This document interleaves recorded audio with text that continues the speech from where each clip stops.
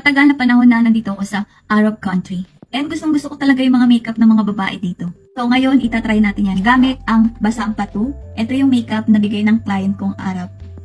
Basang Patong Lineless Primer. Gustong gusto ko to kasi mayroon na siyang brush. Apply na natin dito. Mas gusto kong gamitin yung kamay ko kapag nag-a-apply ako ng primer. In fairness, maganda yung primer nila and mabilis siyang matuyo. Hindi mo na kailangan mag-antay. Mag-eyebrows muna tayo para malinis. Gamit muna tayo ng ibang brand para sa eyebrows kasi wala ako noon. Hindi naman kompleto yung binigay ng client ko. Kulang ng eyebrows, madam. Next time, ha? So, ganyan ang mga linyahan ng kilay dito. So, dahil walang binigay na concealer si madam, hindi kompleto talaga, madam, yung bigay mong makeup. Gagamit ako ng ibang brand. I'm using Essence Matte Concealer. I-clean lang natin yung ating eyebrows. Ganyan lang. Ito ang gagamitin natin foundation, BB Cream Active Radiance. Nagamit ko na to one time sa isa kong video.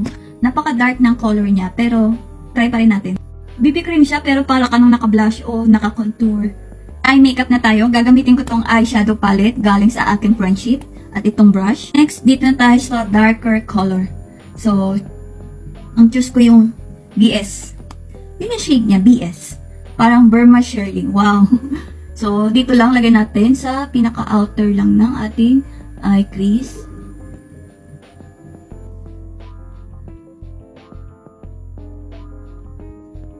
Bronzer, B-Gloss ang shade niya. Upward lang. Gamitin natin tong Essence Blush. Pink Revolution, ito yung ating highlighter. Nose contour tayo. Ito na rin yung gagamitin kong pang nose contour. Basang Patu pa rin. Ang shade niya is Awesome. Ito yung paborito ko sa kanila. Tatlo kasi yung meron ako. Lip gloss from Basang Patu Cosmetic. Tayo ng hikaw.